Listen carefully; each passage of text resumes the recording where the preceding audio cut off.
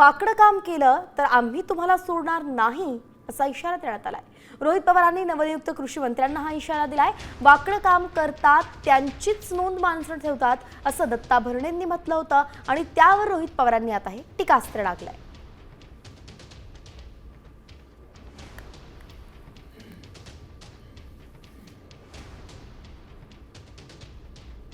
या जगामध्ये प्रत्येकाला संकट आहेत, प्रत्येकाला अडचणीत स्पर्धेच येते।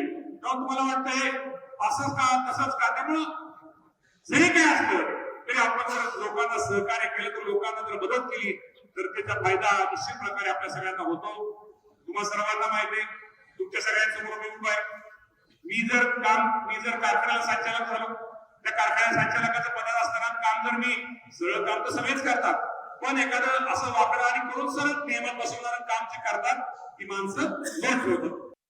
अहो, इतके नेते इतके मंत्री वाकडी कामं करत करत जी आपल्या महाराष्ट्राची तिजोरी ती वेडी वाकडी केलेली आहे। वाकड्यात काम करण्यासाठी हे पद तुम्हाला तिथं दिलं नाही।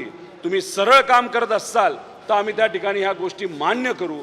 त्यामुळे आम्ही भरणे मामांना एवढंच सांगतो, अख्खा महाराष्ट्र प्रत्येक मंत्र्याकडे बघत आहे, तुमच्याकडे आम्ही सर्वजण बघत आहोत। तुम्ही बोलून गेला वाकड्या कामाबद्दल, पण वाकडं काम जर तुमच्याकडनं झालं तर महाराष्ट्रात तुम्हाला माफ करणार नाही आणि आम्ही तुम्हाला सोडणार नाही।